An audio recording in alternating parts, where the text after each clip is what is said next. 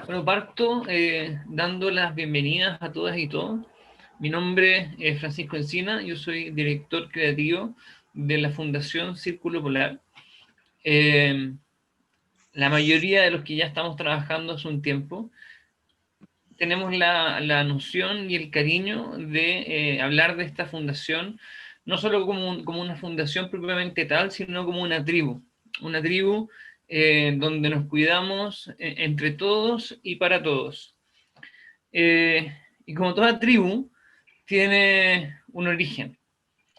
Y este origen,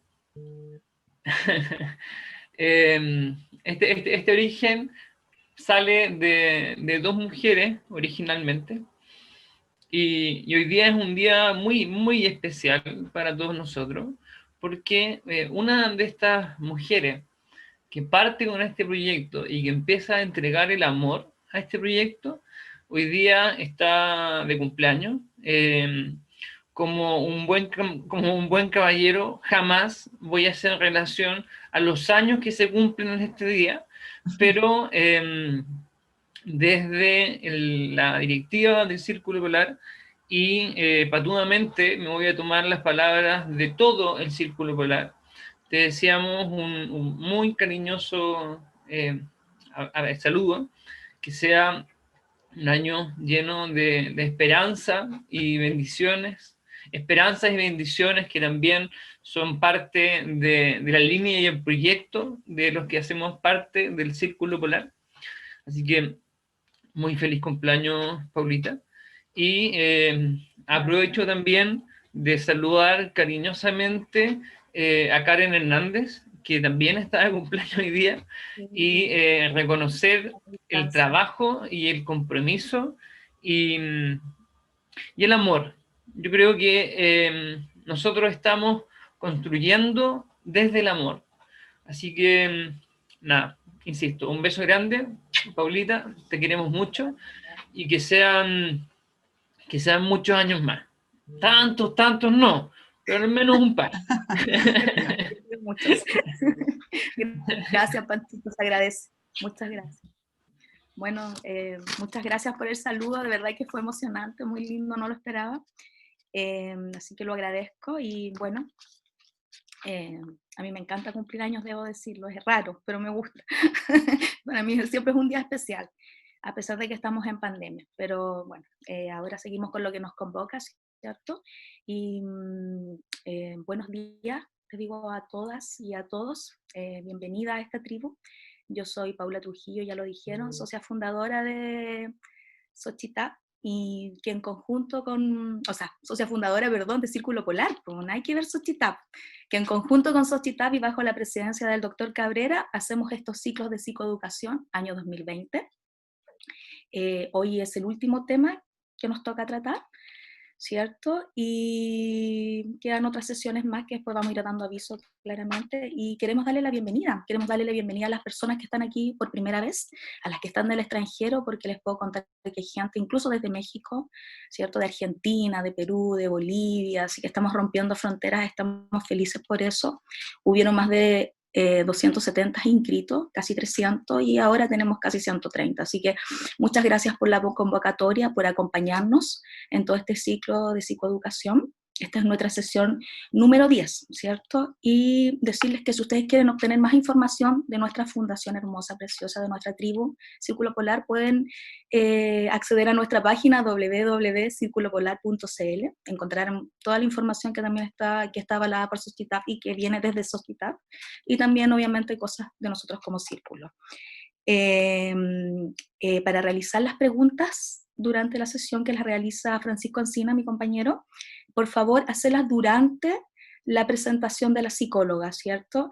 La idea es que sean preguntas, que estas preguntas sean hechas, realizadas en la zona de chat del webinar, y por favor que sean preguntas pertinentes al tema. Y esto también lo último, que ahora van a exponer dos psicólogas, así que la idea es que sean dirigidas a las psicólogas que ustedes apuntan la pregunta, que pongan el nombre, puede ser Claudia Moya o Orieta Echevarri. ¿Ya?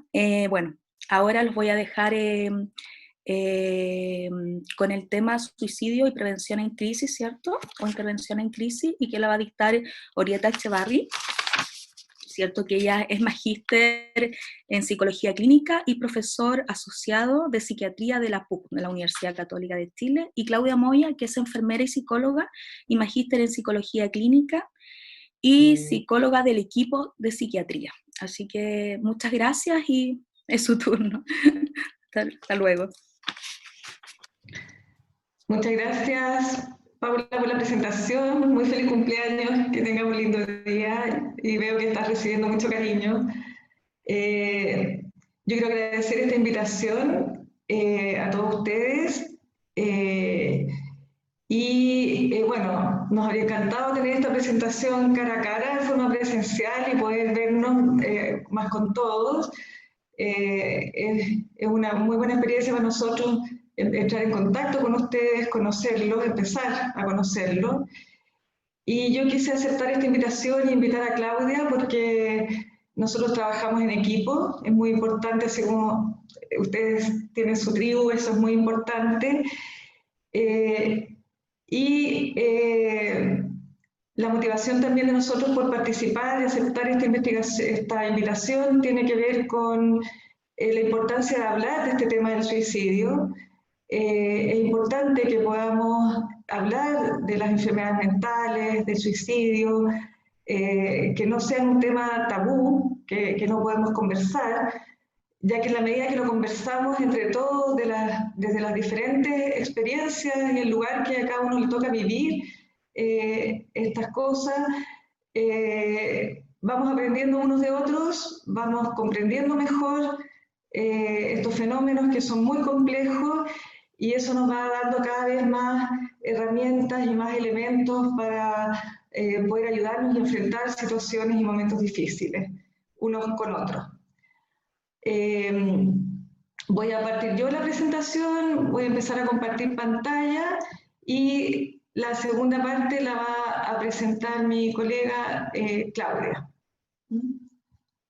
Además de pertenecer al Departamento de Psiquiatría de la Escuela de Medicina de la Católica, pertenecemos al Instituto Milenio para la Investigación en Depresión y Personalidad, MITA. Necesitamos presentar nuestras afiliaciones. Hoy día vamos a ver algo de prevalencia para conocer algunas cifras en relación al suicidio, un concepto, cómo comprendemos el tema del riesgo suicida y cómo es vivido subjetivamente, lo que hemos podido aprender de eso, la relación muy en general la relación entre suicidio y salud mental, algunas señales de alarma que es importante que estemos atentos, y cómo enfrentar una crisis con riesgo suicida, y finalmente algunas palabras en relación a si es posible predecir la predictibilidad de la conducta suicida y la prevención, que no es lo mismo y a veces se confunden. Eso vamos a ver en este rato, y vamos a partir viendo las tasas de suicidio en el mundo. Se estima que son alrededor de 800.000 muertes por suicidio en el mundo, algunos dicen hasta 1 millón de muertes por suicidio en el mundo. Esto representa una tasa de 10,5 por 100.000 habitantes. La tasa es como el índice que nos permite comparar distintas regiones, y en concreto significa que cada 40 segundos muere una persona por suicidio en el mundo. Así que imagínense en este rato que vamos a estar conversando cuántas personas serían. Dentro de los países miembros de la OCDE, este gráfico muestra las tasas. Chile ocupa el lugar 21, de mayor tasa a menor, el lugar 21, con una tasa de 10,7 por 100.000 habitantes. Estas son publicaciones de la OCDE, las más recientes. Comparando Latinoamérica, esta fuente de información de Our World in Data nos muestra que Chile también una tasa de 10,6, está con una tasa un poco menor, inferior al promedio de los países miembros de la OCDE, más baja que Estados Unidos, que es mucho más alta, y pero si los comparamos con el resto de los países de Latinoamérica y el Caribe, estamos con una tasa por sobre el resto de los países de nuestra región. Ya llegando a nuestro país, a Chile, ahora sé que hay muchos que nos escuchan de otros países, pero este es un gráfico que muestra cómo ha ido evolucionando la tasa de suicidio en Chile entre el año 2002, que son los primeros puntos, y el año 2017. La curva más alta, azul, representa a los hombres, la curva inferior roja, las mujeres, y la edad del medio es el promedio, y vemos como hubo un periodo de años entre el año 2000, más o menos, hasta el 2009, que hubo un aumento sostenido de los suicidios en Chile, y esto despertó varias alarmas, se han desplegado algunas iniciativas, y ya vemos cómo a partir del año 2009-2010 estas tasas empiezan una estabilización y un lento decrecimiento. Hoy día en Chile podemos decir que la tasa de suicidio es alrededor del 10,5, hay algunas diferencias de décimas según el reporte, pero es una tasa más o menos del 10,5 por 100.000 habitantes. Esto significa que son alrededor de 1.800 muertes por suicidio cada año. Corresponde esto, para que lo podamos visualizar de una manera concreta, a 5 personas al día que en nuestro país fallecen por suicidio. Y siempre la tasa es mucho mayor en hombres que en mujeres, 4,6 veces más en hombres que mujeres. Es importante que aclarar que si bien los hombres se suicidan más que las mujeres, en las mujeres se observa mucho más frecuencia de intentos de suicidio. Las mujeres lo intentan mucho más. Los hombres consuman y fallecen más por suicidio, utilizan métodos más violentos. En nuestra población joven, adolescente y joven hasta los 24 años, es la segunda causa de muerte, y se dice que es la segunda causa de muerte, considerando que la primera causa de muerte de personas adolescentes y jóvenes hasta los 24 años serían los accidentes de tránsito. Y dentro de la población adulta, de los 25 a los 45 años más o menos, se considera la tercera causa de muerte. Y bueno, como veíamos en el gráfico anterior, hubo en Chile un aumento gradual y significativo en el periodo 2000-2010. Ahora, este es un gráfico comparativo de los fallecimientos por suicidio y por accidentes de tránsito en Chile en el periodo 2006 a 2017. Y si nosotros vemos, las barras naranjas son los fallecimientos por suicidio y las azules por accidentes de tránsito. Y si nosotros vemos, ojalá vean la flechita aquí, el primer par de barras es el año 2006, era más o menos parejo, pero si observamos después, según estos datos del Servicio Médico Legal y de la Comisión Nacional de Seguridad del Tránsito, sistemáticamente todo el resto de los años han sido más los fallecimientos por suicidio que por accidente de tránsito. Entonces, si bien se dice que es la segunda causa de muerte, yo tengo la impresión, y estos datos lo muestran así, que es la primera causa de muerte de nuestra población joven hasta los 24 años. Y es importante tomar conciencia para poder implementar mayores medidas preventivas.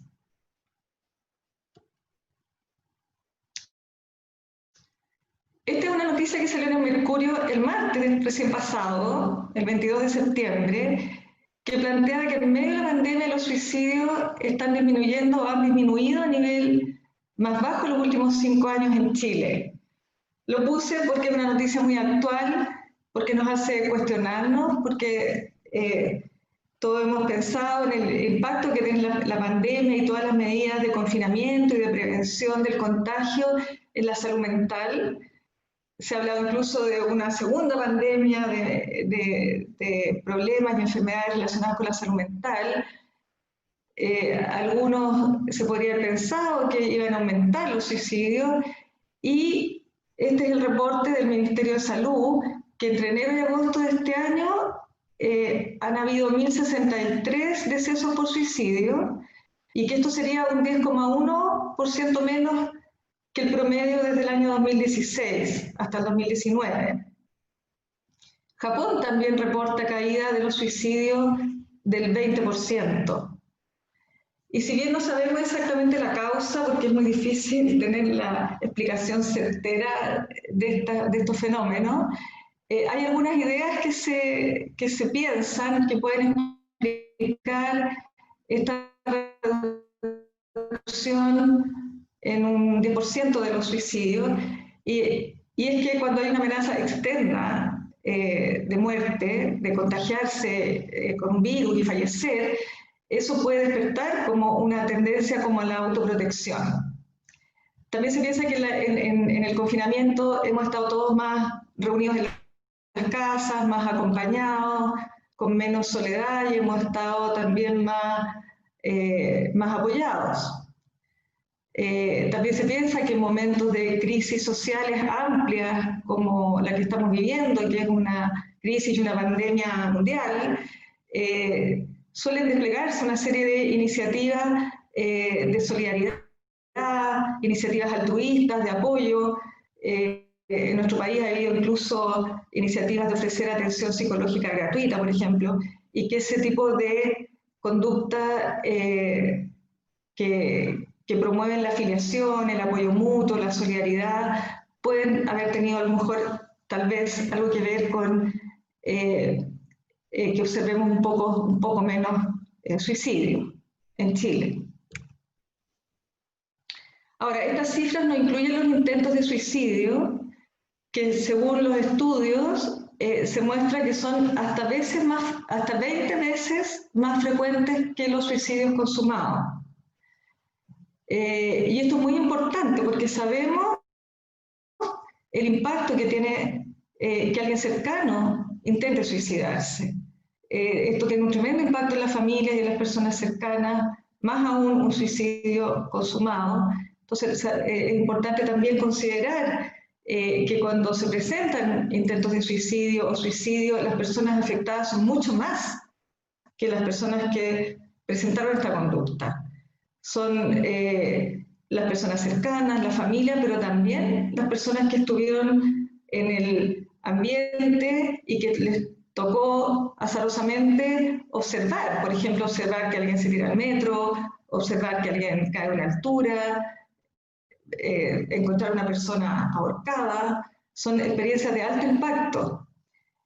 Nosotros en relación a esto, hace los últimos años, hicimos un estudio entrevistando familias con un hijo adolescente que había intentado suicidio y que por esa causa, por el intento de suicidio, fue hospitalizado en un servicio de psiquiatría, y nosotros entrevistamos las familias que obviamente nos dieron su consentimiento y estuvieron dispuestas a participar de esta entrevista como grupo familiar completo.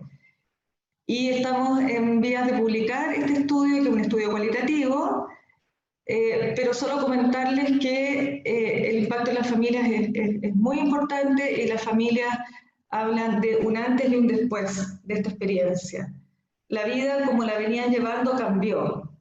Entonces es muy importante considerar cómo puede afectar esta experiencia. Ahora, ¿a qué podemos atribuir la conducta suicida? Cada vez que sabemos de alguien que fallece por suicidio o que intenta suicidio, nos impacta muchísimo, nos deja muy perplejos, nos cuesta mucho entender, y los seres humanos buscamos explicaciones, como que necesitamos entender lo que está pasando. Y la conducta suicida es muy difícil de comprender, y cuando nos toca cercamente es muy difícil de asimilar, de procesar.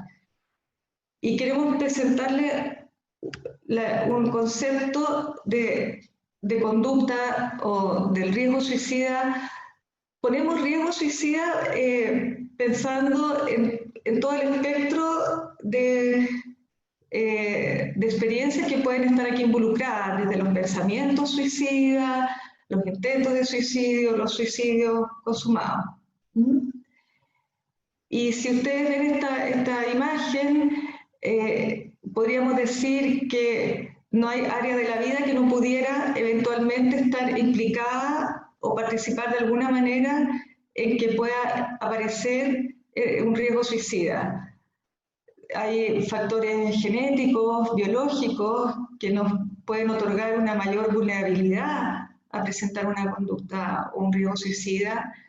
Hay factores psicológicos, personales, o de nuestra historia. Sabemos que hay factores de riesgo que tienen que ver con adversidades o situaciones traumáticas vividas en la infancia. También pueden participar aspectos de dinámicas familiares, de dinámicas relacionales, aspectos socioculturales. Sabemos que pertenecer a grupos minoritarios, poco integrados a la sociedad, con una situación más desfavorable, o que sufren discriminación, también son factores de riesgo. Entonces, es una conducta muy compleja, multifactorial, donde no podemos identificar una causa única, ni lineal. Entonces, es una causalidad altamente no lineal. En nuestro grupo desarrollamos algunos estudios con muestras más grandes, con más de 700 personas, con análisis matemáticos, donde nos ayudaron matemáticos con metodologías de data mining, y la verdad es que desde el punto de vista de los clínicos y también desde el punto de vista de un matemático, queda muy claro que es una causalidad altamente no lineal. Entonces no podemos decir, esta persona se suicidó por esto. No, hay una complejidad de factores que interactúan entre sí y que muchas veces se vienen arrastrando en el tiempo y que de repente se desencadena una conducta suicida. Además, también nosotros hemos observado que el riesgo suicida es muy dinámico, es muy cambiante. Entonces, una persona en un momento dado puede presentar un cierto nivel de riesgo o no presentarlo, y de pronto pasa algo que le afecta de cierta manera, y ese riesgo puede de un momento a otro cambiar en términos de aumentar o disminuir, favorablemente o desfavorablemente. Entonces, por eso es algo que requiere nuestra atención y nuestro monitoreo cuando está presente, porque no es para nada una experiencia estática, es muy dinámico, es muy volátil. Queremos presentarles ahora los resultados de unos estudios cualitativos también que hicimos de la percepción del riesgo suicida de los mismos pacientes y de padres de pacientes que intentaron suicidio siendo adolescentes o jóvenes viviendo con sus padres. Entonces, lo que les voy a contar ahora es fruto de entrevistas bien sistemáticas, que son parte de estudios científicos cualitativos, en que entrevistamos, por un lado, pacientes que fueron hospitalizados en un servicio de psiquiatría por haber intentado suicidarse, y un subgrupo de esos pacientes eran adolescentes o jóvenes que estaban viviendo en ese momento con sus padres, con sus familias de origen, y también entrevistamos un subgrupo de padres, mamás y papás de estos adolescentes y jóvenes. Y aquí les voy a presentar muy resumidamente los resultados que nos parecieron como más relevantes de lo que ellos nos dicen. Estas entrevistas tenían una pauta, grabadas, eran preguntas abiertas, entonces sin inducir respuestas. Entonces, lo primero que nosotros observamos, según el reporte de los mismos pacientes y este subgrupo de padres, es que el riesgo suicida es un proceso, estática en un momento transversal, no es como mi color de ojos, que es fijo, no cambia. No, el riesgo suicida tiene una trayectoria y puede aparecer, desaparecer, aumentar, disminuir, y tiene una trayectoria. Cuando se presenta el intento de suicidio, evidentemente nosotros trabajamos con personas que no fallecieron. Ellos siempre identifican un desencadenante, que es como una gota que rebalsa el vaso. Y no debemos confundir ese desencadenante con la causa de por qué la persona intentó suicidio, sino que eso simplemente, o no simplemente, pero es una gota que rebalsa el vaso.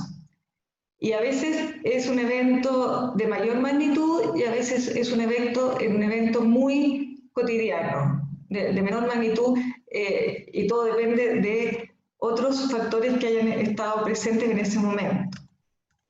También nosotros pudimos identificar lo que le pusimos en la palabra precipitantes, que las personas se referían a experiencias de los últimos meses, dentro del último año, que los habían ido afectando, que los habían ido experiencias adversas, estresores, que de alguna manera los fueron vulnerando o se fue como preparando el terreno para un aumento de la angustia, un aumento de la vulnerabilidad, un aumento del riesgo. Y las personas intentan ir lidiando con estas situaciones, a veces infructuosamente, entonces el malestar se va agudizando y el riesgo va aumentando. Y también las personas identificaron lo que aquí estamos poniendo predisponentes, que es que las personas identifican algunos aspectos de su historia que pueden haber tenido tal vez quizás alguna influencia. Esto responde más o menos a la pregunta, ¿habrá algo que te habrá pasado antes en tu historia, de niño, en tu infancia, en tu adolescencia, siendo más joven, que pueda haber tenido algo que ver con que tú ahora hayas llegado a intentar suicidarte? Más o menos esa pregunta, y aparecen personas que aluden a que de niño tenían ideas de morir. Algunos muy pequeños dicen, yo desde los 7, 8 años que me acuerdo que pensaba que quería morirme, por ejemplo. Y algunos recuerdan experiencias biográficas de su historia adversa, o a veces sentido diferente, o no bien integrados en el colegio, o no bien integrados en su familia, o distintos tipos de adversidades, pudiendo incluso llegar a experiencias bien traumáticas en la historia. Nosotros, haciendo esta entrevista, animados por comprender desde las mismas personas que tienen este padecimiento, nos dimos cuenta de la importancia del diálogo comprensivo de la conducta suicida. La importancia de conversar de esto con las personas, de preguntarles abiertamente, de permitirse hablar en forma abierta a ellos también y bien descarnada de sus pensamientos y de lo que les está afectando.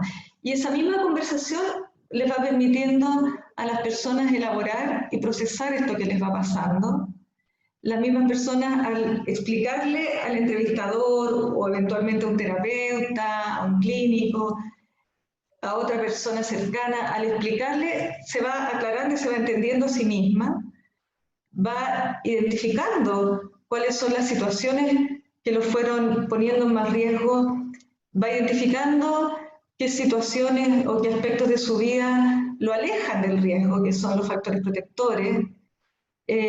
Entonces nos dimos cuenta que es muy importante esta conversación abierta para comprender caso a caso.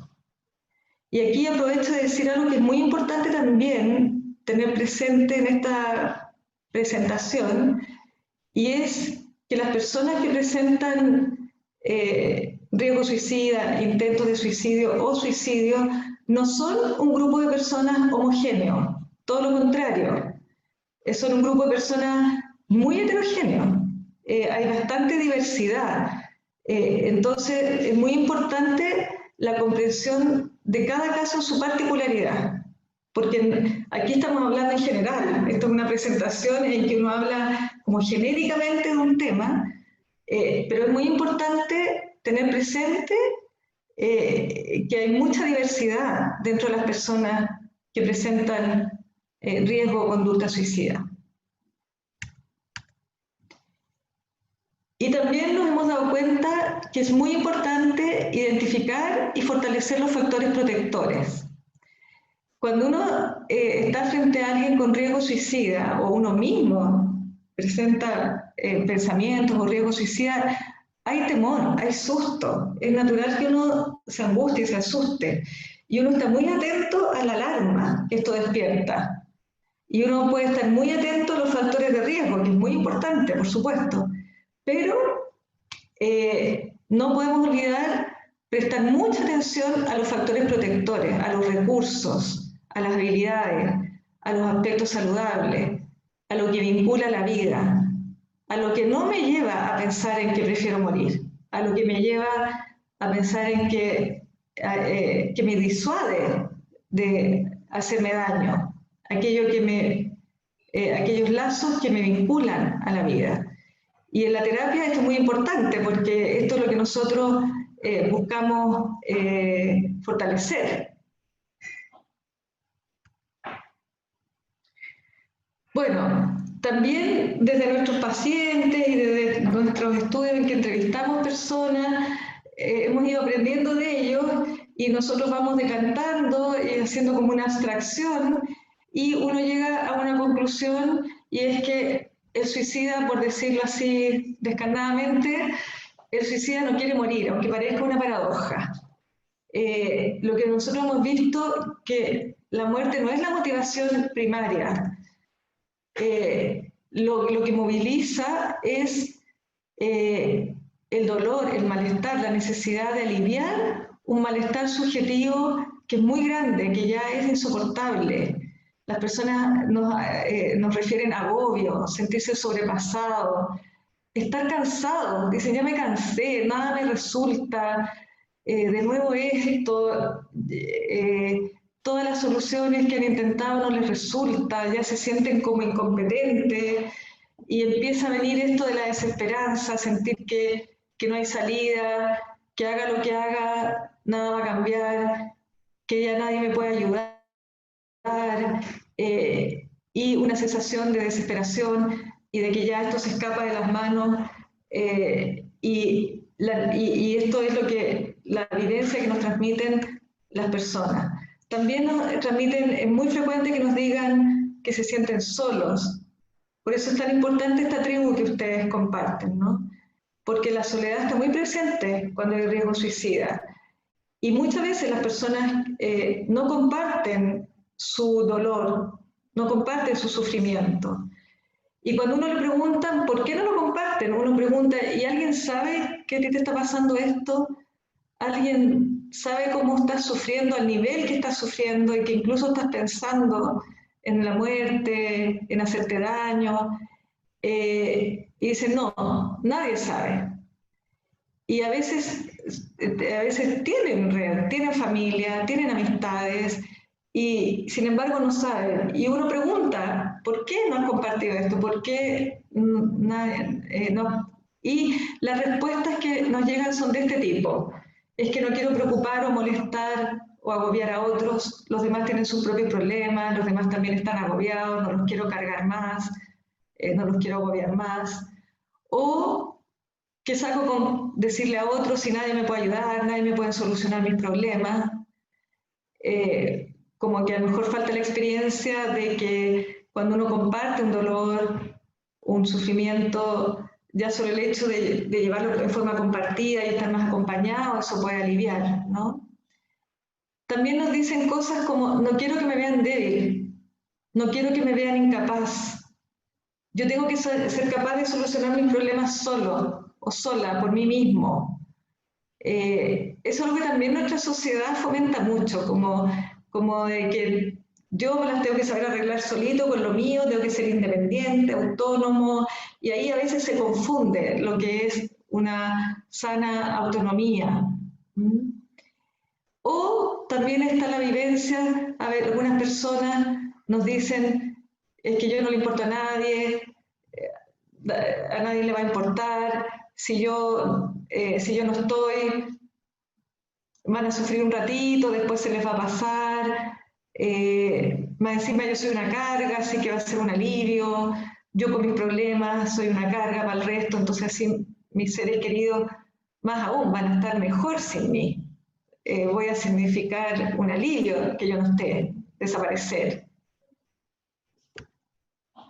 Entonces los demás van a estar mejor sin mí, no hay otra salida, y se produce en esta vivencia subjetiva esto que se ha descrito como el estrechamiento de la conciencia, en que la persona ya no puede ponderar las cosas en forma más realista, en forma, por decirlo así, entre comillas, objetiva, y empieza a pensar este tipo de cosas, en que nada va a cambiar, que no hay salida, en fin, y esto puede llevar a la conducta suicida. También sabemos que este riesgo suicida y la conducta suicida se da en la enorme mayoría de las veces, no siempre, pero en la gran mayoría de las veces se da cuando la persona está atravesando por un estado mental que no es su normalidad. La persona está deprimida, está muy angustiada y está ya presentando un cuadro clínico. Y hay estudios que muestran que el 90% de los suicidios consumados la persona tenía alguna enfermedad mental diagnosticada. Y la mayoría de las veces esa enfermedad es un cuadro depresivo. Un estado clínico depresivo en el contexto de distintos diagnósticos. Puede ser un episodio depresivo, o una depresión mayor, o un estado depresivo en un trastorno bipolar, en fin. Pero hay una alta asociación de estar atravesando por un cuadro psiquiátrico. Pero no hay que confundir porque la relación no es al revés, porque una alta proporción de pacientes que sufren algún trastorno mental no intentan suicidarse y la mayoría de las personas que sufren enfermedades mentales no van a morir por suicidio. O sea, no es al revés. En relación al trastorno del ánimo bipolar, algunas cifras que vimos que están en la guía del MinSal, se plantea que los estudios muestran que entre el 7 al 15% de las personas con trastorno del ánimo bipolar fallecen por suicidio, que entre el 25 al 50% presentan al menos un intento de suicidio en la vida, y que el riesgo entonces es 15 veces mayor que la población general. Algunos dicen incluso más. Bueno, los números varían, ¿no? Y también hay que tener presente, y esto yo creo que ustedes lo saben, que entre un 25, dependiendo de los estudios, un 50% de los pacientes con diagnóstico de trastorno depresivo monopolar en realidad tienen un trastorno del ánimo bipolar. También se ha planteado que el riesgo suicida en el trastorno bipolar es más alto cuando la persona está con un ánimo y pensamientos depresivos, con pensamientos depresivos, pero con un aumento de la energía, con pensamientos más acelerados. Entonces es un estado mixto entre una energía aumentada, maniforme, y pensamientos, contenidos depresivos muy autodepreciatorios, como no sirvo, y eso puede ser de mayor riesgo, porque hay energía para llevar a cabo una conducta.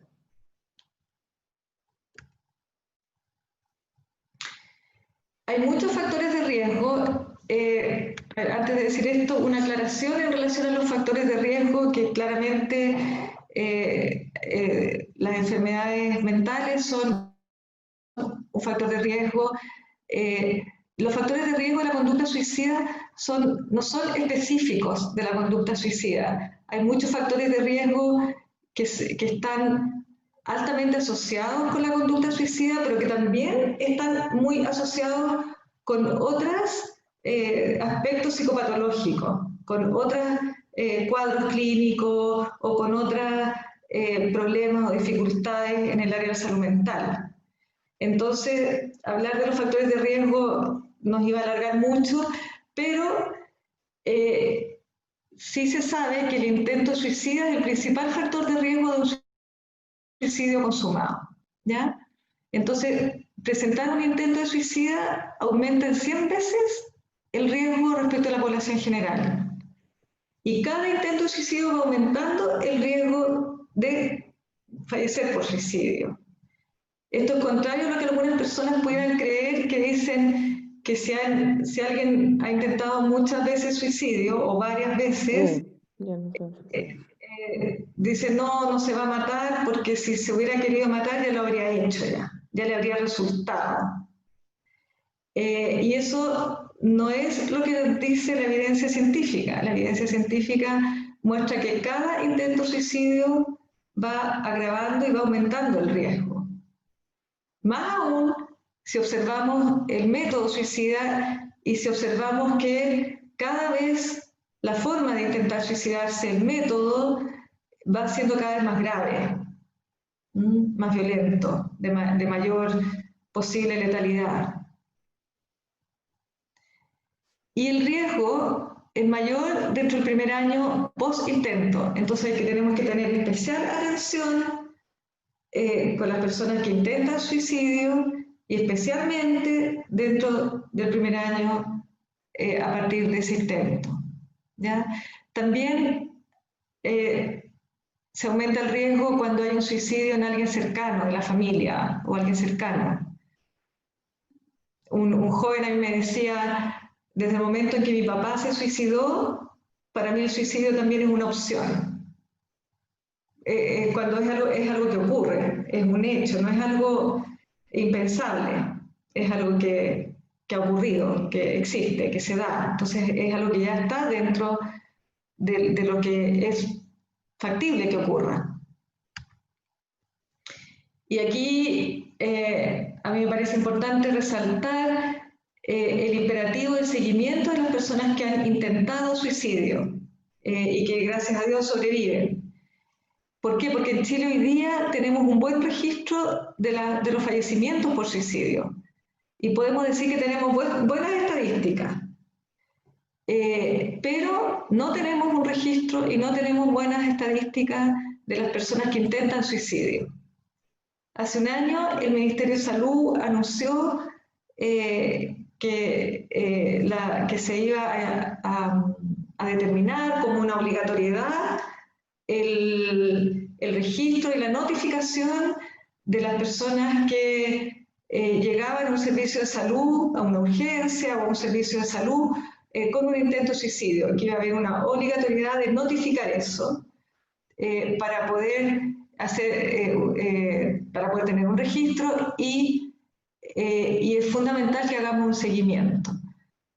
Bueno, yo no sé, con la pandemia todo esto ha quedado más relegado, pero no sé en qué estará esto, pero a nosotros nos parece como equipo que esta es una medida preventiva fundamental y que aquí tiene que haber una política de que haya una obligatoriedad de notificar y de no dejar a la deriva a estas personas. Muchas personas que llegan por intento de suicidio a un servicio de salud por diversas razones no son hospitalizadas, a lo mejor no corresponde que sean hospitalizadas o a lo mejor corresponde y no hay capacidad en el hospital de recibirlo y a veces tampoco tienen un seguimiento ambulatorio y quedan a la deriva. Y eso lamentablemente pasa con una proporción muy alta de las personas que intentan suicidio.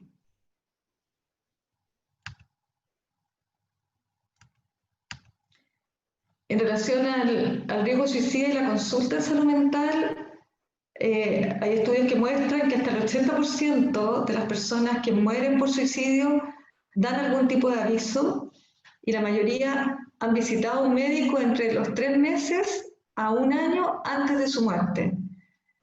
Entonces esto nos muestra que tenemos un espacio para intervenir y que tenemos un espacio para la prevención. Si bien no todas las personas están a nuestro alcance y no todas las personas las vamos a poder ayudar, sí hay personas que buscan ayuda y es importante entonces que estemos atentos a estas señales y, como decía yo, al seguimiento.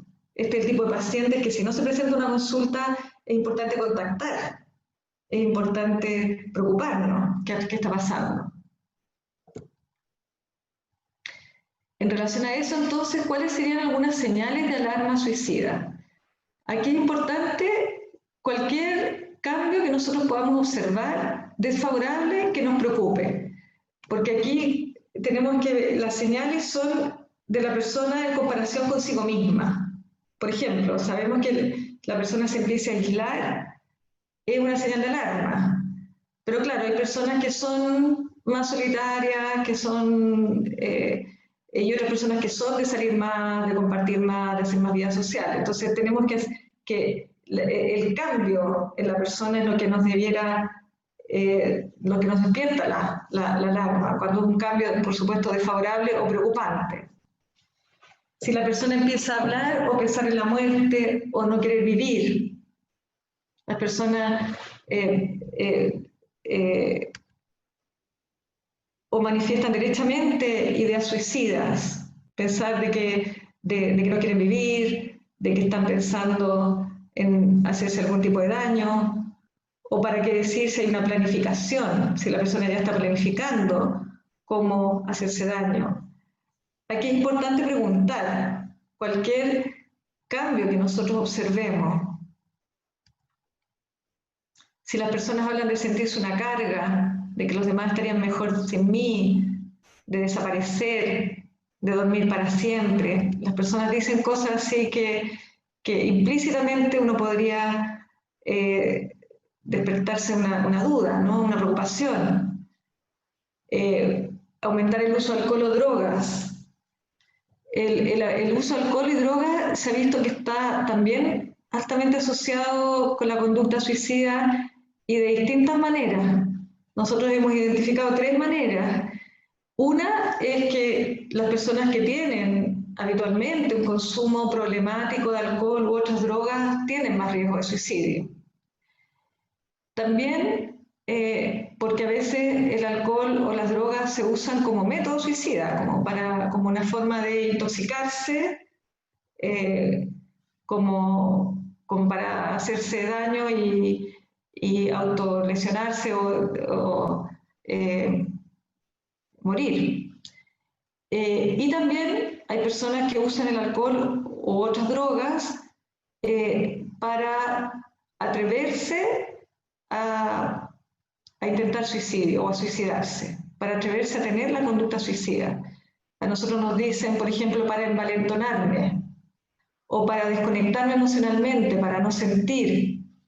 La mayoría de las personas nos reporta a nosotros, tenemos un estudio en que era el 70% de las personas que intentan suicidio lo hacen en un estado como de anestesia emocional, según el mismo reporte de ellos después, ¿no?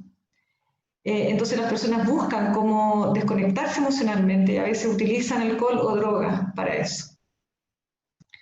También cuando las personas están haciendo cosas arriesgadas o autodestructivas, imprudentes, que uno también le puede despertar la sospecha de que se está arriesgando, descuidando, personas que empiezan a despedirse como si fuera la última vez, o empiezan a regalar pertenencias, poner en orden sus asuntos, empiezan a pensar en testamentos, en hacer algunas gestiones como pensando que no van a estar. Haber sufrido un quiebre reciente que resulta insoportable. Nosotros esto lo hemos visto muy frecuentemente como desencadenante, como esta gota que rebalsa el vaso, que este quiebre es como, ya con esto, la persona cae en un estado de un pensamiento depresivo que es muy drástico, que es muy absoluto. Es como, dicen cosas como, con esto ya no sirvo, ya no queda nada para mí, en fin, a nadie le importo, cosas así. Ya habíamos hablado de la desesperanza, de no vislumbrar un futuro, visualizarlo con pesimismo, si alguien empieza a expresar este tipo de cosas. Y también si vemos sintomatología aguda, cambios bruscos del ánimo, del humor, lejanía de la realidad, agitación, impulsividad, ansiedad alta, irritabilidad, insomnio, dificultades para dormir, pérdida de peso o cualquier forma de deterioro en la funcionalidad que nosotros observemos.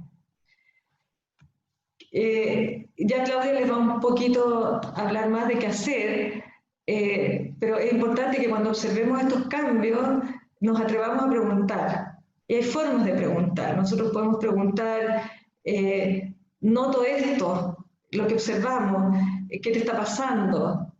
Te noto más aislado, te noto que no estás durmiendo bien, te noto tomando más alcohol, o incluso algunas personas se ponen muy trabajólicas y se quedan hasta altas horas de la noche trabajando sin extrema necesidad y durmiendo mal. Entonces, atrevernos a acercarnos y preguntar, observo esto, ¿qué te está pasando? ¿Cómo estás? Y si uno ve que efectivamente hay un malestar y la persona no nos descarta de forma convincente el riesgo, preguntar derechamente. Y todo este malestar, todo esto que me cuentas, todo este dolor o este sufrimiento, que me ha llegado a pensar que mejor no quieres vivir. Y así podemos empezar a pensar, ya Claudia, a preguntar. Y Claudia va a hablarle un poquito más de eso a partir de ahora. Y yo voy a dejar de compartir pantalla para que ella pueda tener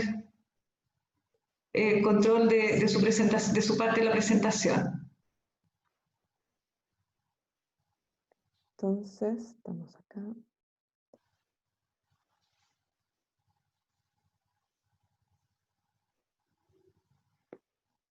¿Ahí sí? Sí. Entonces, bueno, buenos días todavía. Estoy muy contenta de estar aquí en este círculo polar y con ustedes, con esta tribu que me encantó cómo lo definieron. Vamos a hablar ahora entonces de qué podemos hacer, ya para pensando en un poco cómo es el perfil de la persona, en qué estado está esta persona, cómo podemos ayudar, qué podemos hacer en lo concreto, ¿ya? Tenemos esta foto de este hombre y que a su espalda se muestra el puente de San Francisco. Es un video que es bien interesante, que se lo ponemos ahí como foto, es una charla TED, donde este hombre, lo ponemos como ejemplo de alguna manera, es un guardia de seguridad del puente de San Francisco. Se llama el puente de los suicidios finalmente, ¿ya? Que no tuvo no se hizo para eso, pero ha resultado así, ¿ya? Donde hay mucha gente que va allá y se tira del puente. De hecho, han puesto barreras o teléfonos de ayuda, y este es un guardia de seguridad de este puente, y que él ha tenido que aprender de poco cómo ayudar a las personas que están ahí en la orilla de este puente a punto de tirarse, ¿ya? Y cómo él ha podido conversar, cómo él ha podido acoger esta angustia con que está la persona y de alguna manera ganar tiempo, ¿no es cierto? Él ha visto cómo en la medida que va conversando con las personas se va, como decía Glorieta, como ordenando la cabeza o sintiendo que hay un otro que lo entiende, y solo eso ayuda a que muchas veces no se tire. ¿Ya? Es una charla bien interesante, la pueden buscar en YouTube. ¿Ya? Para hacer algo, ¿no es cierto? Antes es necesario entender cómo es la experiencia de acoger a una persona en crisis suicida. Esto no es tan fácil, ¿ya? Es una experiencia altamente emocional, ¿ya? Es demandante emocionalmente.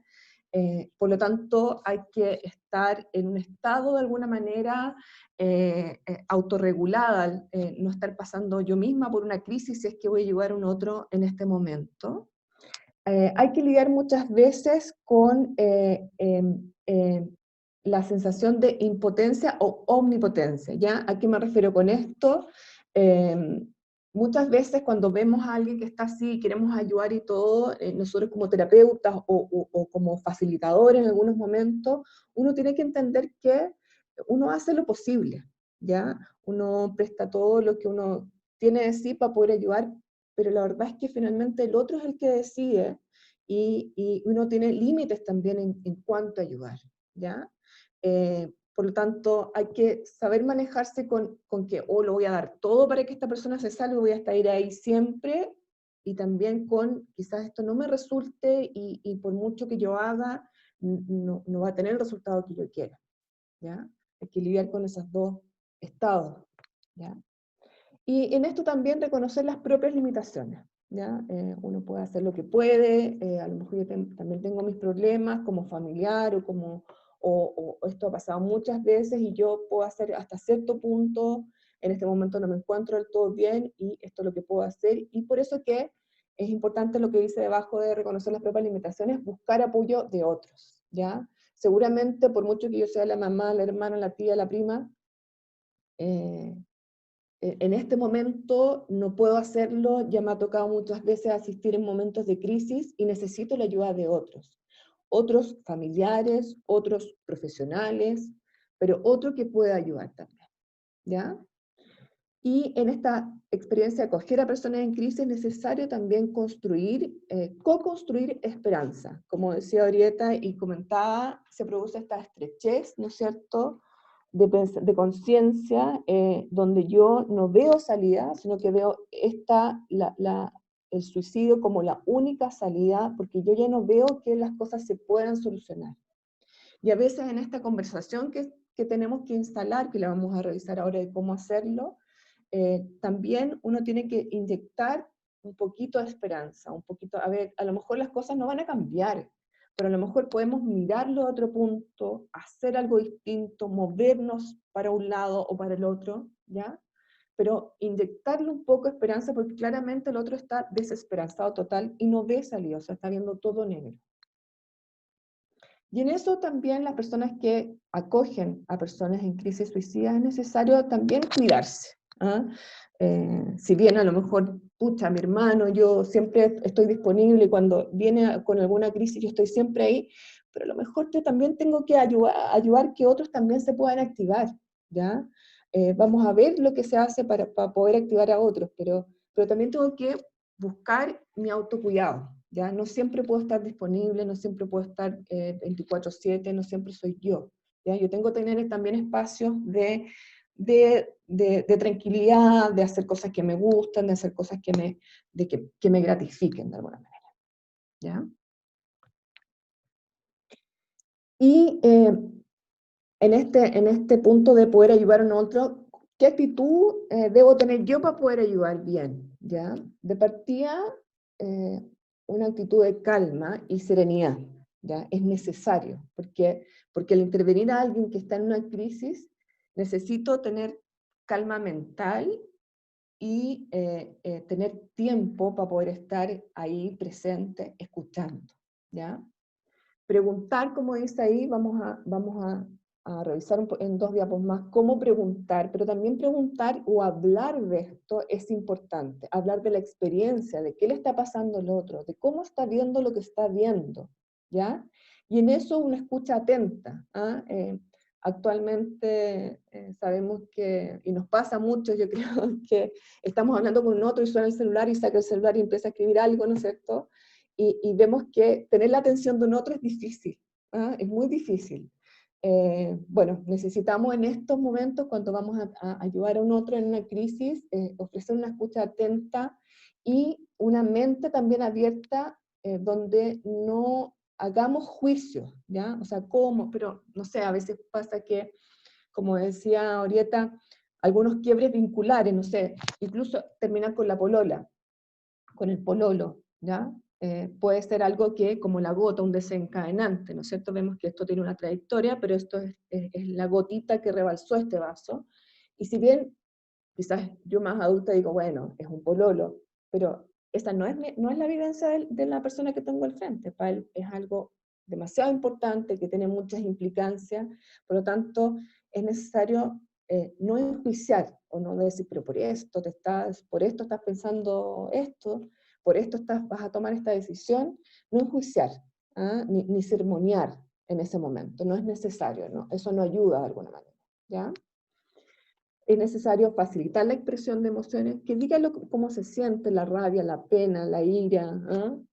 Y en eso sostener, ¿ah? Porque, como decía ahorita, hay mucha ansiedad de por medio. Nadie quiere, el suicida no quiere morir de alguna manera, no necesariamente. Lo que pasa es que es tanto el agobio que no se ve nada más, y esa lo estoy viendo como la única salida, ¿ya? Pero en general, lo que nosotros siempre decimos, si uno va por la calle y va a atravesar la calle y viene un auto, uno se corre para atrás, uno no se queda en el medio. El instinto de vida, ¿no es cierto? Es automático, uno, si va a pasar algo, si me voy a cortar, como que corro el brazo, corro el dedo, si me voy a cortar de casualidad. Hay algo así que te tira hacia atrás, ¿no es cierto? Aquí imagínense lo que significa, lo angustiante que debe ser tener que pensar en morirme porque ya no aguanto más, ¿ya? O sea, como una alternativa, ¿ya? Por lo tanto, escuchar al otro, escuchar esta ansiedad y poder acogerla y contenerla, eso ya es aliviante. Y eso, aunque uno lo piensa al contrario, porque uno de los mitos es que no hablemos de esto porque es uno de los grandes mitos. Si yo hablo de esto, puedo estimular a que el otro lo haga. Eso es un mito.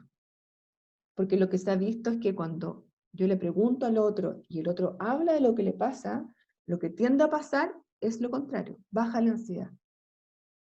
¿Ya? Baja esta ansiedad, este miedo, este temor, esta angustia baja. Y eso ayuda, ¿ya? Cuando yo bajo la ansiedad, como que mi mente se aclara un poquito más, ¿ya? Y puedo quizás en esta estrechez ampliar un poquito, ¿ya? Por supuesto, validar el sufrimiento y no la idea de morir, ¿ah? Que es lo que uno hace comúnmente. Uno dice, qué terrible, qué fuerte, qué duro te ha tocado, qué complejo, ¿ya? Pero claro, la idea de morir quizás en este momento, porque lo que pasa es que las personas se esperanzan tanto que uno dice, yo entiendo tu dolor, y así como tú lo cuentas, suena de verdad muy fuerte. Pero también entiendo que en este momento no veas otra solución, porque hay una, ¿no es cierto?, pensando en esta estrechez. Pero podemos buscar alguna. Hay más soluciones. Lo que pasa es que en este momento de tanta ansiedad, de tanto agobio, no se ve otra cosa, ¿ya? Pero pueden haber más, ¿ya? Contener emocionalmente, y al solo hecho de escuchar al otro como lo que tiene por decir, lo que le está pasando, genera contención, genera acogida, como apapacho, ¿eh? Como dice ahí, promover el sentir, de recuperar el sentido de agencia, es decir, la capacidad de poder tomar el control de mi vida, porque finalmente en esta desesperación, en esta desesperanza, en este agobio, en este desorden mental, yo pierdo la capacidad de ordenar, de tomar decisiones, ¿ya? Y la idea es potenciar la capacidad de, en la medida que vaya bajando la ansiedad, de decir, ya, a lo mejor puedo hacer esto, a lo mejor puedo tener esta conducta, o tomar otras decisiones, ¿ya? Y por supuesto ganar tiempo, ¿ya? En la medida en que el otro habla, que es un poco lo que habla el guardia de seguridad, por eso es muy buena esa charla, que en la medida en que el otro habla, conversa, llora, echa para afuera lo que le está pasando, se va calmando y va ganando tiempo para que entre la calma y pueda pensar y pueda tomar otras decisiones. Entonces, ¿qué podemos hacer? Basándonos en esta guía práctica en salud mental y prevención del suicidio para estudiantes de educación superior, el año pasado el Ministerio de Salud sacó varias guías, guías de prevención del suicidio para escolares, para estudiantes de educación superior, para adulto mayor, que uno las puede googlear y las encuentra, y la de escolares está súper buena porque sale muchos de los contenidos que están acá están en esa guía mensal, y en esta también sale cómo hacer y cómo acercarse, ¿ya? Entonces lo podemos dividir en 3 pasos, ¿ya? De partida, como decíamos, explorar cómo se siente el sujeto, ¿no es cierto? Y en esto explorar de manera que el otro pueda hablar de lo que se siente, ¿ya? Por ejemplo, aquí sale un ejemplo, aquí están conversando dos personas y dice, soy una persona totalmente inútil, ¿ya? O ya no sirvo para nada, ¿ya? Claro, si yo le digo, no, no lo eres, por ejemplo, yo con esa respuesta no estoy ayudando a que abra el pensamiento, no estoy ayudando a que exprese cómo se siente, sino que le estoy diciendo algo contrario, pero él no está creyendo eso. Quizás una pregunta que pueda abrir la conversación y que me pueda dar más pistas de cómo se siente, porque la idea es explorar cómo se siente o cómo está viendo desde donde él lo ve, es, ¿y desde cuándo te sientes así? ¿Ya?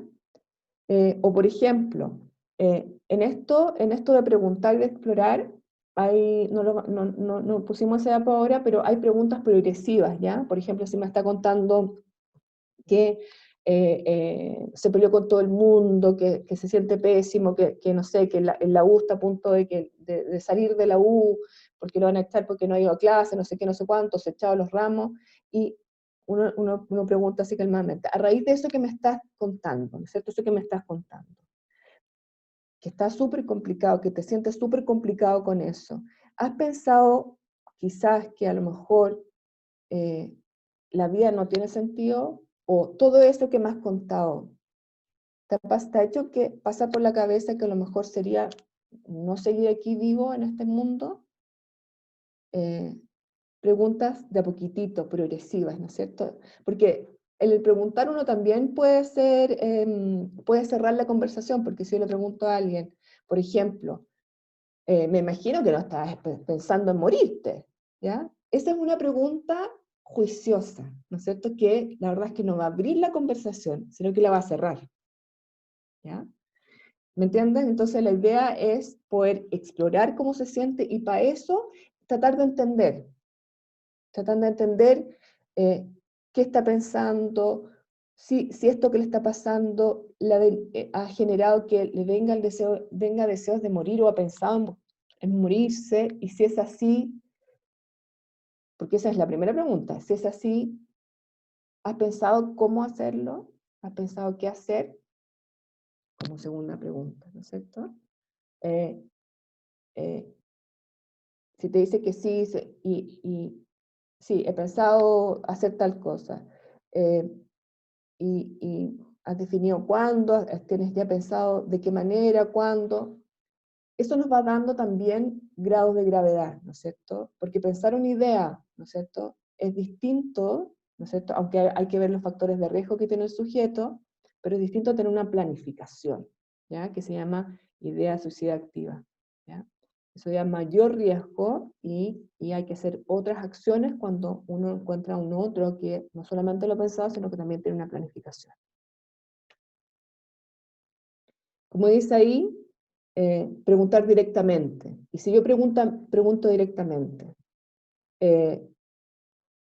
y me dice, por ejemplo, no, no te preocupes, no voy a hacerme daño, y si yo le contesto, uff, qué alivio, esa respuesta, uff, qué alivio, la verdad es que no explora y no ayuda al otro, ¿ya? Si yo tengo de repente conversa con un otro y veo que me cuenta toda una historia y siento de guata que el otro está, chuta, que lo está pasando mal, chuta, no está viendo nada, está viendo poca esperanza, poca luz, como digo yo, la luz al final del túnel, no ve luz al final del túnel, de guata me pasa que yo pienso que a lo mejor él ha tenido otro intento antes, a lo mejor pudiera estar pensando en eso, ¿no es cierto? Entonces, ¿cómo hacer, cómo ayudar en eso? Y, por ejemplo, una forma también puede decir, busquemos, ¿te parece que igual con esto que me has contado, pensándolo quizás lo que te pasó antes, sería bueno contactar a alguien, contactar a tu médico, buscar ayuda para que esto no te agobie tanto? ¿Ya? Y sí, ¿y qué hacemos después? ¿No es cierto? De hacer esas preguntas, ¿ya? Es importante, ¿no es cierto?, como decíamos, buscar atención de salud mental, ¿no es cierto? Y ahí contactar al médico o al psicólogo, o vamos a dar algunos números de ayuda que uno pudiera contactar y que pudieran orientarte al menos, ¿ya? también lo que una recomendación es limitar el acceso a medios letales, ¿ya? Y en eso, cuando Orieta mostró la diapo de que por cada intento hay 20 personas que lo están pensando, por cada suicidio consumado hay 20 personas que lo están pensando. En eso, para los intentos suicidas, los fármacos es un medio muy utilizado. Y en eso yo siempre digo, todos en la casa tenemos un cajón donde está el cajón de los remedios, no sé. Donde está lleno de medicamentos, ¿no es cierto? Y si yo tengo en casa, si tengo algún familiar que está con riesgo, que tiene una situación de vulnerabilidad, ¿no es cierto? Es necesario tener cuidado con esos fármacos, ¿ya? Como un método, ¿ya? Por supuesto, si hay armas también, ¿no es cierto? Es otro de los métodos utilizados. Debo tenerla, o bajo llave, ojalá no tenerla en la casa si tengo a alguien que está vulnerable, ¿ya? También involucrar a otros, ¿ah? Si yo soy la prima y me converso con mi primo y me entero que mi primo está en esta situación, es necesario avisar a otros de confianza. A nosotros nos pasa como terapeutas que cuando tenemos un paciente que vemos que está con riesgo y le preguntamos directamente y todo, como nosotros por obligación ética, ¿no es cierto?, tenemos la posibilidad tenemos que activarnos para ayudar a esta persona, ¿ya? Por una cosa médico-legal también. Pero también es necesario en esta cosa de sostener el vínculo, preguntarle al paciente, ¿sabes qué? Estás en una situación vulnerable, no lo estás pasando bien, ¿a quién podríamos, porque a veces te dicen, no, no tengo a nadie, ¿a quién sería para ti de confianza que podríamos decirle que también te pasa algo, o pedirle ayuda en este momento, ¿ya? Y ahí a veces nos dan el nombre de alguien, el dato de alguien, para poder ayudar. Siempre hay alguien, ¿ah? Muchas veces te dicen que no, a la primera no hay nadie, pero puede haber alguien que uno, insistiendo, puede ser, a veces no necesariamente el papá y la mamá, ¿no es cierto? Pero alguien, amigo, un poco adulto que nos pueda ayudar. Y por supuesto de quien ayuda y pregunta y hace todo esto es cuidarse, ¿ah? Cuidarse porque esto cansa, esto agobia, es altamente emocional, como decía. Como dice ahí, una vez que uno detecta el riesgo, es necesario fomentar el apoyo familiar de las amistades, por supuesto, seguir las indicaciones de tratamiento, si es que está en tratamiento. Vamos a, como dice ahí, crear o seguir un plan de seguridad. Les voy a mostrar ahora en qué consiste, que es una herramienta muy buena en pacientes que tienen ideación o han tenido intentos para tener un plan de seguridad de qué hacer, ¿ya? Pues, consultar y comunicarse con el psiquiatra o tener, como dicen ahí, servicios de urgencia ya sabidos o enterados desde antes, donde poder consultar y llevar a la persona, los números de emergencia. Si hay alto riesgo, o sea, si la persona está con planificación y vemos que tiene muchos factores que lo ponen y lo dejan más vulnerable, yo tengo que acompañar constantemente a esta persona hasta que tenga una ayuda de urgencia u hospitalización, ¿ya? Y en eso, muchas veces, en esta conversación de si se te ha pasado por la cabeza quizás terminar con tu vida por estos problemas que estás pensando, quizás en ese momento no, pero hay que monitorizar regularmente el riesgo. Muchas veces las ideas suicidas vienen y van, ¿no es cierto? Y sabemos que hay alguien que ha tenido otros intentos o está pasando por una situación muy mala y a lo mejor en ese momento no, pero después sí pudiera tener ideación nuevamente. No es algo que se vaya y no aparezca más, sino que es algo que puede ser fluctuante, ¿ya? Y por supuesto, tener acciones que alivien el estrés inmediato, ¿ya? Esto lo vamos a ver en el plan de seguridad que les voy a mostrar ahora. El plan de seguridad, ¿no es cierto?, es una lista de situaciones, de pensamientos, de sentimientos y conducta y síntomas que indican periodos de mayor riesgo. Y la idea es, el plan es una estrategia de adaptación y de conducta de búsqueda de ayuda, ¿ya? Que tiene pasos, ¿ya? y que son paso a paso que uno debe seguir para cuando esté en crisis. Idealmente el plan de seguridad uno debería anotarlo cuando, no cuando está en la profunda crisis aguda, ¿no es cierto?, pero sí cuando esto ha pasado un poquito, porque eso también nos hace al sujeto que está en crisis, le ayuda a recuperar esta capacidad de agencia, de poder hacer algo cuando se siente mal. Este es el plan de seguridad. Esta es una foto, ¿no es cierto?, que el grupo IMAI, que es un grupo de la Universidad de Chile, donde está la doctora Vania Martínez, lo tiene en su página web, ¿ya? Y por eso puse la foto ahí, pero ellos lo utilizan y se utilizan de distintas maneras. ¿Y qué se anota en el plan de seguridad? La idea es que yo, con el sujeto que está en crisis, ¿no es cierto?, anote, y lo utilizamos nosotros con muchos pacientes, anote, por ejemplo, mis señales de alerta. ¿Qué cosas yo me puedo fijar en que yo estoy, en que me empiezan a pasar cuando yo me empiezo a desbalancear o me van a llevar a sentirme peor, ¿ya? Puede ser que me pongo más irritable, que empiezo a pelear con todos, que me empieza a dar insomnio, empezando en TAP, ¿no es cierto? O empiezo a tener conductas más arriesgadas, ¿no es cierto? O ya empiezo a no dormir, más que insomnio, no dormir, no tener ganas de dormir, ¿ya?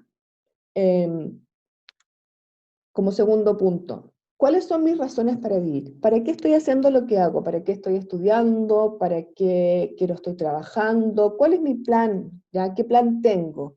Todas estas cosas son, la idea es que uno las vaya anotando, ¿ya? O en el celular, o en un papel concreto, cosas de que cuando yo vuelva a entrar en una crisis, yo pueda acceder a esto, y esto me va a ayudar a acordarme, a visualizarme, a no perder el rumbo cuando yo esté entrando en crisis, ¿ya? ¿Cómo hago mi entorno más seguro? ¿Ya? A ver, no me estoy sintiendo bien, no sé qué, tengo que tener cuidado con los medicamentos, y a lo mejor, no sé, pues le pasan los medicamentos a mi mamá en ese momento, ¿sabes qué? Cuando no ando muy bien, mejor voy a dejar de ir mucho a los carretes porque me pongo a tomar mucho y eso me desinhibe mucho y me puedo tirar por la ventana o puedo hacer algo arriesgado, ¿ya? Por lo tanto, saber cómo hacer mi entorno más seguro también me va a proteger, ¿ya? Cosas que puedo hacer, ¿ya? Para calmarme, ¿ya? Me sirve salir a caminar, me sirve escuchar música, me sirve empezar a ver alguna serie, me sirve, ¿me entiendes? Un montón de cosas que individualmente la persona tiene que ir reconociendo que me ayudan a bajar la ansiedad, ¿ya? Personas, como dice acá, personas a quienes puedo recurrir, ¿ya? Esto es bien importante porque ahí nosotros siempre decimos, hay que identificar dos grupos de personas. A las personas que yo puedo llamar y sin decirles nada me voy a reír, no sé, me va a distraer, me va a focalizar en otra cosa, y personas donde yo no les voy a contar que me estoy sintiendo súper mal, pero que me ayudan a me ayudan a salir de la situación incómoda. Eso por un lado, ¿ya? Un par de personas que yo puedo identificar. Y por otro lado, personas a las cuales yo le puedo decir directamente, no sé, alguien de más de confianza, ¿sabes qué? Me estoy sintiendo re mal, estoy de nuevo con esta idea en la cabeza, entonces con las que yo puedo hablar directamente de este pensamiento o de esta idea, ¿ya?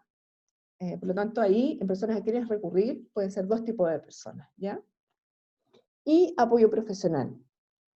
¿A quién puedo acudir? Puedo llamar a mi médico, a lo mejor no tengo el número, pero sí tengo el número de psicóloga, o a qué servicio de urgencia puedo acudir, ¿ya? Y si se dan cuenta, si uno puede tener esto antes, sirve mucho. Es como nosotros siempre decimos, ayer lo hablábamos con la Arieta, es como, nosotros sabemos que nosotros tenemos un país sísmico, ¿no es cierto? Y nos dicen, ¿no es cierto? Tienen que tener un kit de seguridad, ¿ya? No sé, la linterna, no sé, una botella donde juntar agua, cosas que yo utilice en esos momentos en que, no sé, se cortó el agua, se cortó la luz, pilas, si es que viene un temblor, un terremoto, porque los temblores nosotros no los sentimos, los terremotos sí, ¿ya? Un kit de seguridad. Esto es como un kit de seguridad, ¿ya? Que me permite en el momento de crisis decir ya, a ver, ya, estoy así, ya, voy a llamar a esta persona, voy a hacer esto, voy a intentar hacer algunas cosas para lograr regularme emocionalmente y calmarme, y salir de ese momento crítico.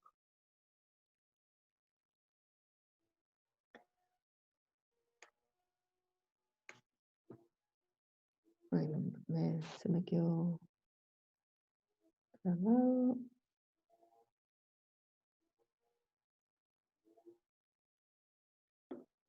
Ahí.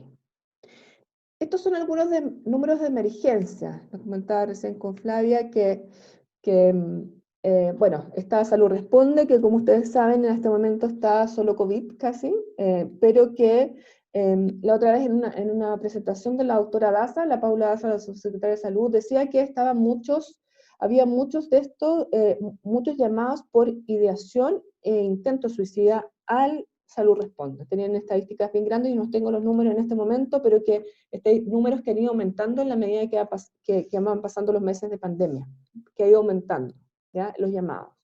También está la Fundación Todo Mejora, que ellos tienen una apps, ¿ya? O sea, ustedes la buscan, Todo Mejora, que trabaja en la prevención del suicidio adolescente y el bullying homofóbico en jóvenes LGTB, ¿ya?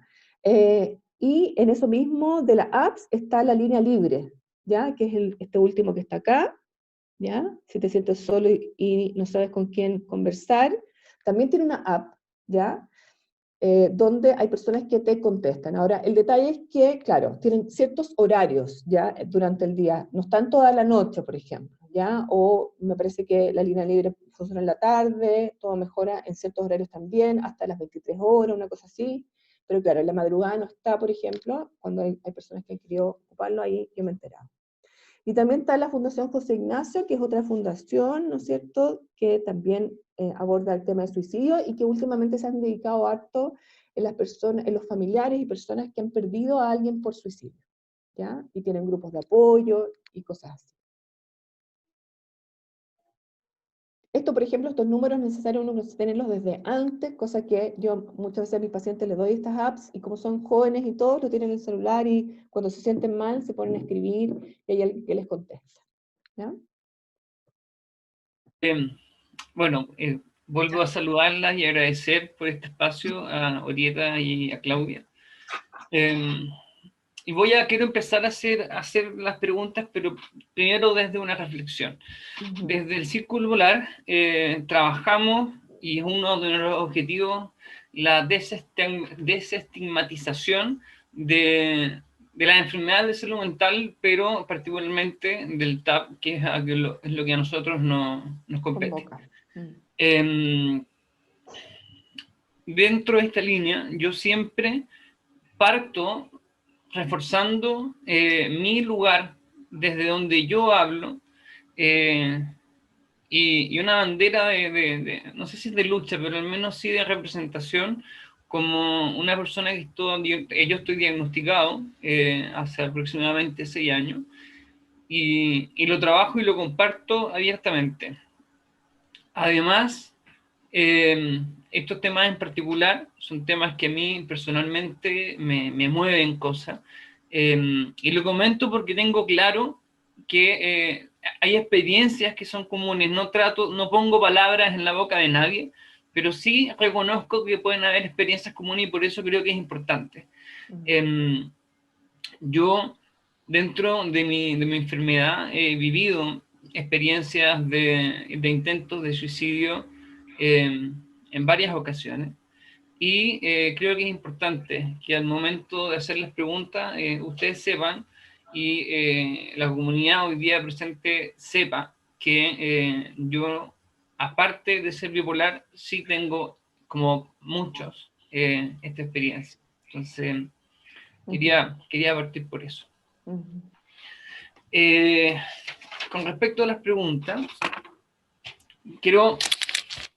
a ver, nosotros en algún momento, antes de comenzar, organizamos este espacio separando preguntas hacia Orieta y preguntas hacia Claudia. En función del tiempo, probablemente voy a hacer preguntas, pero a ambas, para que puedan ir generando esta conversación. Y voy a partir con preguntas más generales y después ya desarrollándolo a lo más específico. Dentro de las preguntas generales, ¿por qué creen ustedes que el porcentaje de suicidios en Chile en relación a las tasas de Latinoamérica es comparablemente tan alto? Sí, bueno, yo tengo la respuesta, no tengo la respuesta, creo que habría que estudiarlo, creo que habría que estudiar a lo mejor la calidad de vida, características de nuestra sociedad, yo no tengo la respuesta. Ahora, también está el factor del registro. Chile hace algún par de décadas mejoró mucho el registro, porque muertes por suicidio antes pasaban por, no sé, paro cardiorrespiratorio, pero no se decía que ese paro cardiorrespiratorio había sido causa de intoxicación farmacológica, por decirlo así. Entonces, o por un ahorcamiento. Entonces yo no sé tampoco cómo son los sistemas de registro de otros países. Puede haber, entonces mi respuesta en realidad es que no lo sé. Que no lo sé, que me parece que sería súper interesante estudiarlo, que también hay que considerar dentro de ese estudio las formas de registro. Porque dice que puede haber una subestimación, porque algunos fallecimientos por suicidio pueden no que ser tan evidentemente suicidio. En fin. Y también, perdón, tiene ahí que ver con un fenómeno cultural, ¿eh? Hay harto estigma de hablar de esto y todavía en algunos países latinoamericanos esto es un poquito tabú, ¿eh? Y se prefiere, por una cosa cultural o religiosa, poner otra causa de función que es suicidio. Claro que sí. Y también relacionado con lo mismo, sobre todo lo que acabas de decir tú, Claudia, del contexto sociopolítico, y enfatizándonos en todo el tema de la clase económica y la salud mental. Esto incide de manera, no sé cuál es la palabra, incide en la tasa de suicidio en Chile. Sí, yo no tengo en este momento números precisos de comparar los números de suicidios en los distintos grupos socioeconómicos. Mi impresión es que esto es transversal de grupos socioeconómicos y culturales. Pero habiendo dicho eso, también sabemos y hay evidencia que muestra que condiciones de pobreza, de marginalidad social, de mayor adversidad sociocultural, ponen más riesgo y hay más prevalencia de problemas de salud mental, de depresiones o de distintos otros cuadros. Entonces podría efectivamente también, y también se sabe que un factor de riesgo de suicidio es no tener acceso a una atención de salud oportuna. Entonces también puede ser que sectores sociales con situaciones más desfavorables hay menos acceso a tener una atención mental oportuna. Y eso también puede aumentar los suicidios, pero no tengo números para fundamentar esto.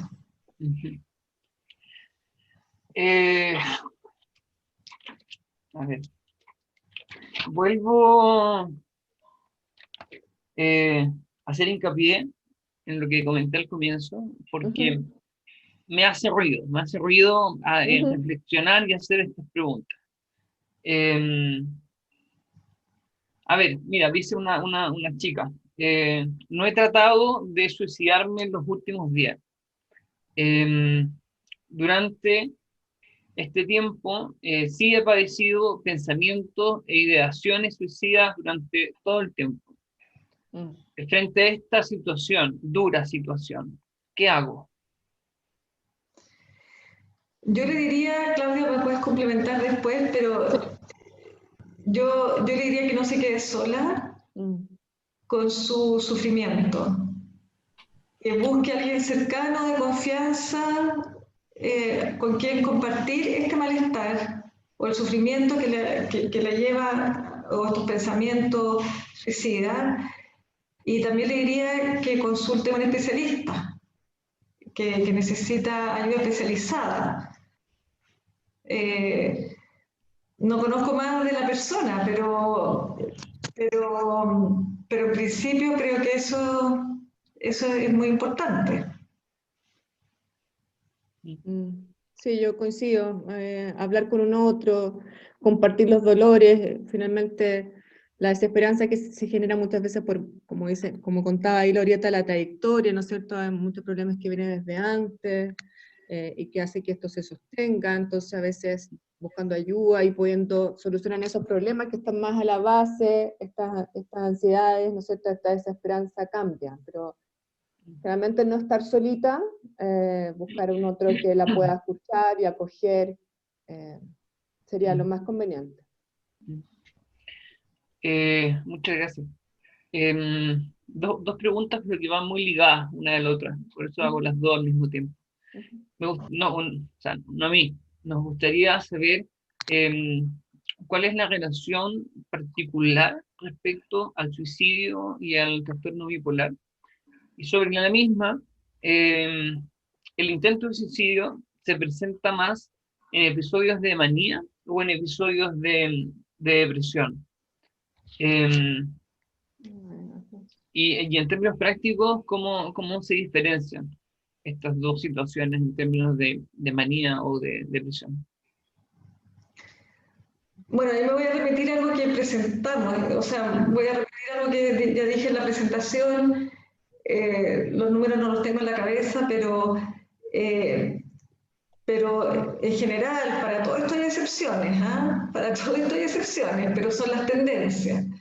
En general se presentan más en estados depresivos, pero cuando la persona, también se dice que en los trastornos bipolares, cuando la persona tiene pensamientos depresivos muy intensos y categóricos, del tipo no sirvo, a nadie le importo, no queda nada más para mí, no hay otra salida, ya no hay otra solución, o pensamientos más autodepreciatorios,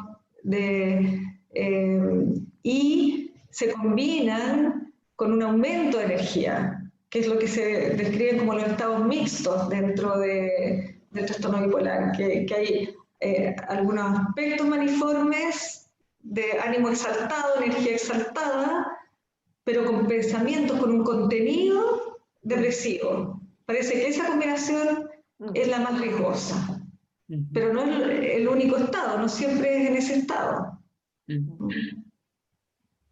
Me dan ganas de preguntarte a ti, Francisco, ¿qué opinas tú de todo esto? Tú que lo has vivido, tal vez que mejor podría dar respuestas, por ejemplo, a la chiquilla que decía qué hacer, si estoy con pensamiento suicida. Difícil la pregunta, sin duda alguna.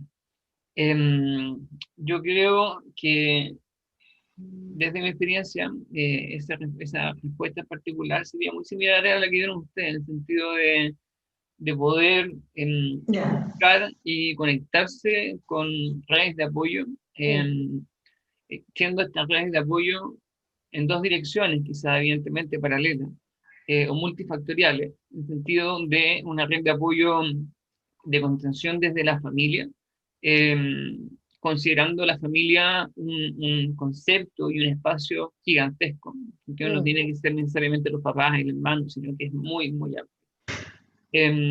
Pero al mismo tiempo,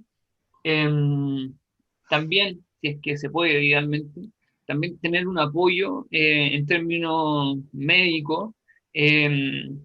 Creo profundamente en la terapia, en la psicoterapia, pero creo que hay que, en este caso, yo haría una combinación de psicoterapia y de una terapia farmacológica con un psiquiatra, porque, claro, cuando hay medicamentos hay acciones y medicamentos, siento que en ese orden, dicho sea de paso, que pueden ayudar a la baja de este nivel de angustia. Entonces, yo creo que quería por ella. En relación a la última pregunta de cuándo es más peligroso esta sintomatología suicida, si bien es manía o depresión, personalmente creo, y también, insisto, bajo mi experiencia, la ideación suicida propiamente tal, a mí se me genera más en episodios perdón, de depresión que de manía. Pero al mismo tiempo, la falta de autorregulación y de cuidado que se presenta también de manera muy intensa en la manía, puede eh, generar también situaciones de alto riesgo que pueden terminar en un suicidio, quizás no con una planificación propiamente tal, tomando conciencia de lo que implica un suicidio, pero sí, sin las consecuencias que puede tomar las decisiones o falta de decisiones que desembocan en un suicidio. Eso. No, genial. Primera vez que me pasa que estando preguntando me hacen una pregunta. No, pero salió genial. No, gracias. Eso, bajo mi experiencia, Sí. eso. Volviendo hacia las preguntas hacia ustedes, que es el espacio que estamos teniendo, las preguntas a los expertos y que nace la charla. Me llama la atención, hay una pregunta, la voy a decir tal cual es, pero siento que es como al revés la pregunta, pero voy a decirla como la hicieron. ¿Cuándo no corresponde una hospitalización ante alguien que llega con un intento de suicidio? No corresponde. Ya. Sí, cuando no corresponde. Quizás en contraposición la respuesta puede ser donde sí corresponde, pero la pregunta fue hecha de esa manera. ¿Cuándo no corresponde? Bueno, yo diría que lo que me imagino que no corresponde es cuando hay seguridad de que la casa donde vive la persona va a poder tener como una especie de hospitalización domiciliaria, en que van a haber personas de confianza, adultas por supuesto, que van a poder quedar a cargo del cuidado, turnarse a cargo del cuidado de esa persona y que esa persona va a tener un tratamiento ambulatorio intensivo. O sea, va a tener prontamente su consulta psiquiátrica, psicológica, y va a haber personas que van a poder estar acompañándolo, acompañándola 24/7. Y va a haber un compromiso y una seguridad de que eso es posible. Así me imagino. Me imagino que podría uno con relativa tranquilidad permitir que la persona se vaya para la casa. Ahora, en el servicio público pasa mucho eso, que las personas llegan a urgencia con un intento de suicidio. Y yo ahí quiero decir dos cosas, que yo creo que en nuestros servicios de salud falta mucha capacitación del personal de salud que recibe a las personas en urgencia, intento de suicidio, de cómo abordar. Porque la gran mayoría de los servicios de urgencia no tienen especialistas de salud mental. Son los profesionales especialistas de la urgencia, digamos. Y yo creo que ahí, por un lado, falta capacitación del personal de salud que trabaja en la urgencia, donde no hay turnos de psiquiatra, digamos, y muchas veces por la falta de cama, de disponibilidad de cama, las personas se van de vuelta para la casa con una derivación a un consultorio de salud mental o de atención primaria. Y ahí a veces se tarda la hora, no es tan rápida. Entonces ahí la persona debiera quedarse con un acompañamiento permanente. Sí. O claro, o le dan esa interconsulta y la familia tiene que gestionarla y en eso se demora y eso es tiempo precioso. Entonces... Sí. De alguna manera, cuando se presentan, mejor dicho, cuando se evidencian estas situaciones de riesgo, las acciones tienen que ser veloces. sea, ahora ya. Sí. Y ligado con esto mismo, ustedes compartieron estas señales a las cuales uno tiene que estar atento. De alarma. Exactamente. Pero, ¿cómo se puede detectar un riesgo inminente de ideación o de planificación suicida cuando no se presentan estos comportamientos evidentes, que también pasa? Bueno, y es porque, a ver, estamos apelando a que la persona que está en una crisis de esta magnitud, algo cambie en su modo de funcionamiento cotidiano, algo cambie en su desempeño cotidiano respecto a sus actividades, y que ese cambio puede ser notado u observado por alguien cercano que se da cuenta. Ahora, ¿qué pasa si la persona es muy buena para disimular, para ocultar este malestar? Y si nadie capta eso, bueno, se nos puede pasar.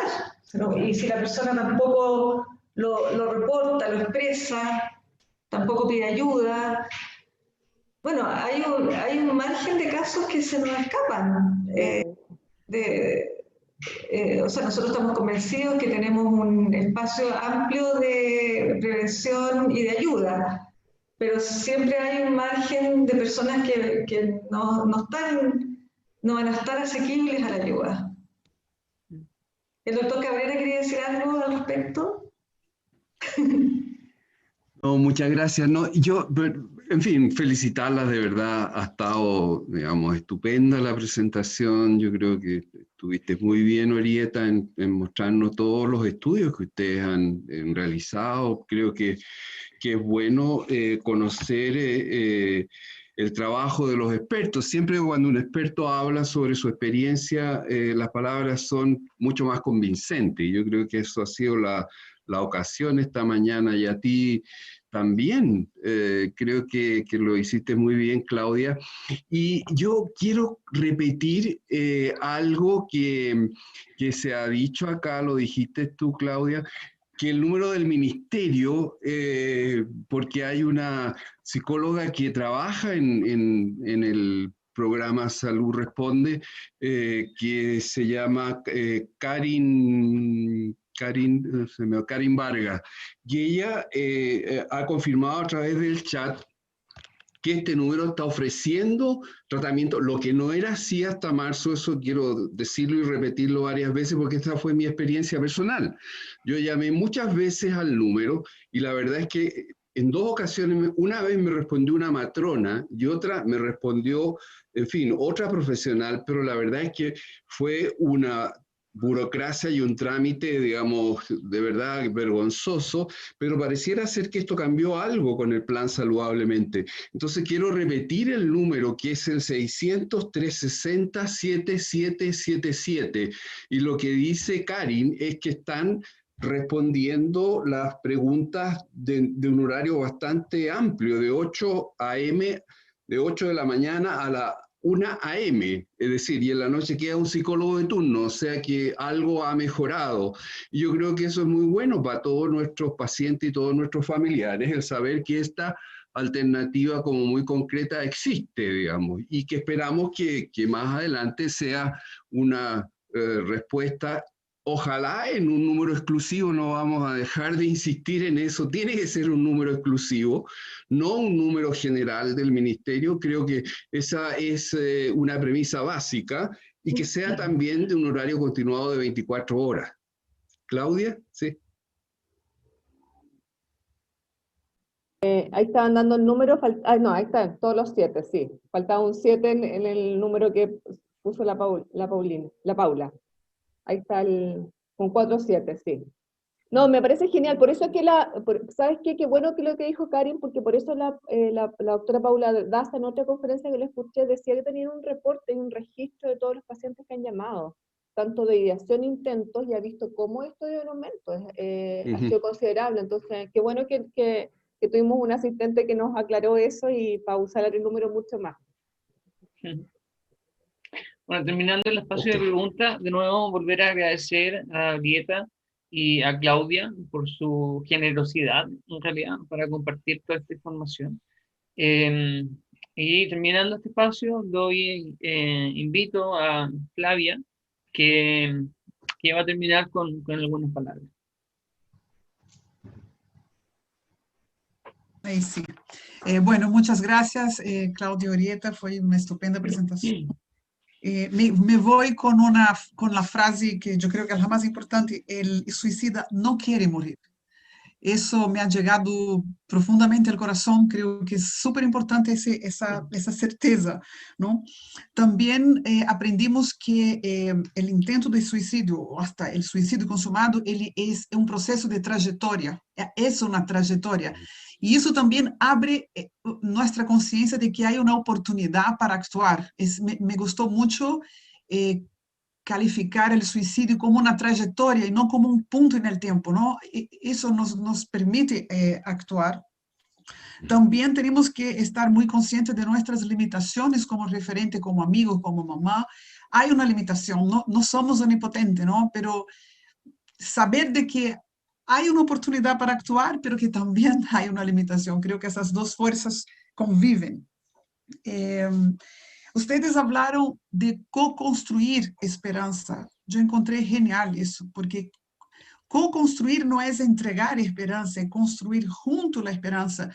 Y me pregunté en este momento si, ¿cuántas veces, por qué tendríamos que esperar una inminencia de suicidio para exercitar nuestra capacidad de ser empático con el sufrimiento ajeno, ¿no? Y me pregunté cuántas veces en el día nosotros estamos dispuestos a escuchar al otro, no porque haya una inminencia de suicidio, pero porque estamos llamados a escuchar y validar el otro en su alegría y en su sufrimiento, ¿no? ¿Sabemos hacer eso? O sea, se me ocurre, podría haber un taller de empatía, ¿no? De que pudiéramos ejercitar nuestra capacidad, capacitarnos para escuchar, porque eso sería una tremenda prevención y no esperar una inminencia tan ya terrible de suicidio, porque si hay una inminencia, porque hubo una trayectoria de no escucha, de no empatía, ¿no? Por eso, entonces, ese co-construir esperanza me pareció muy interesante desde este punto. Y lo otro es, ustedes se preguntó por qué Chile tiene una alta tasa de suicidio. La respuesta de ustedes, yo creo que pasa lo mismo con el COVID. Chile tiene un buen registro. Entonces, eso podría ser un factor de que lo dispara, ¿no? A tener una alta tasa. Y también se habló de que hay muchos países que no registran por tabú también. El suicidio es un tema tabú.